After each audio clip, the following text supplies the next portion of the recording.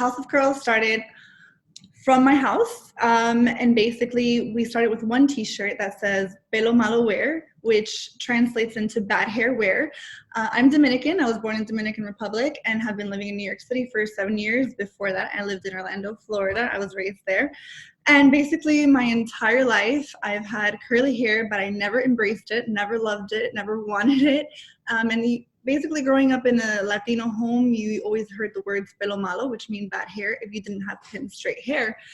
And when I came up with this one shirt, I thought, oh, well, we'll just sell 20 shirts maybe. And I ended up having 179 pre-orders for my first orders, which was amazing. And from there, I realized I had to make it a business. I had to create something more from it. And I realized it was more of a movement than just a brand. How did the pandemic affect your business and your brand? And then second question is, what are you guys doing to kind of give back to the community and show representation during these trying times?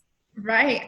So the pandemic at first hit us really hard. We were hit, with sales as everyone was, because we didn't know what to post on social media. We didn't know what people were feeling. We didn't want to be insensitive to the situation. So we just decided to have a conversation with our customers because, like I said, they're our family, they're our friends. We decided to talk about what they were feeling, what they were doing in their community.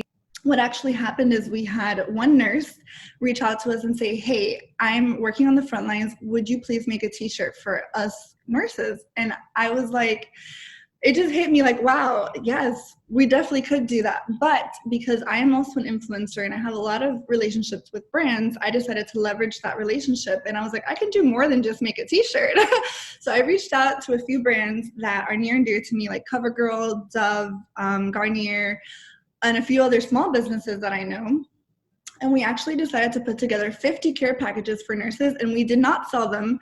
We gave them to 50 nurses. We did a call out. We had them fill out a paper and we sent them out, and it was just so fulfilling to be able to do that. If somebody's watching this and they're like, oh man, like I want to do what Shirley's doing in my own industry, what advice do you have for them? Right. I always encourage women to start their own business. I think it's very empowering to be able to be your own boss, to set your own rules, your own standards, your own boundaries, and to create a platform for others. Because what I'm doing, anyone else that puts in their hard work and effort can do as well.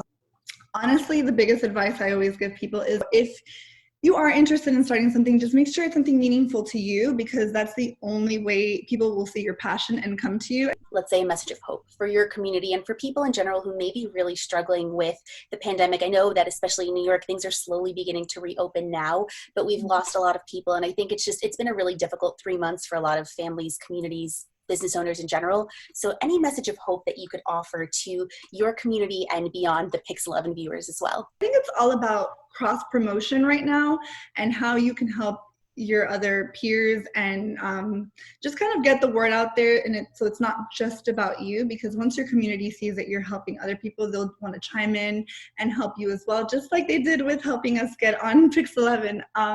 So really just make sure you get out there and see what else you can do besides helping yourself. I think it's very important right now because so many people are going through it right now, especially small businesses.